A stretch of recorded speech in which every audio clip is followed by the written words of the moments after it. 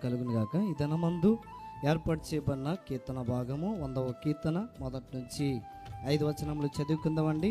ఈ అవకాశం ఇచ్చిన దైవ సేవకులు ఆత్మీయ తండ్రి మోహన్ రాయ్ గారికి, అమ్మగారికి కూడా వచ్చిన సేవకులు కూడా వందనాలండి.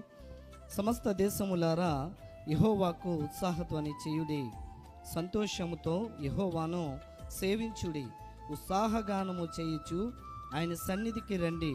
యెహోవాయే దేవుడని తెలుసుకొనుడి, ఆయనే మనలను పుట్టించెను, మనము ఆయన వారము, మనము ఆయన ప్రజలము, ఆయన మేపు గొర్రెలము.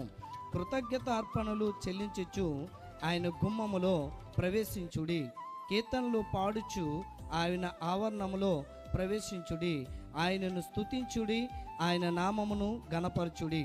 యెహోవా దయాళుడు, ఆయన కృప నిత్యముండును, ఆయన సత్యము తరతరములు ఉండును. ఈ వాక్యము దేవుడు దీవించును గాక.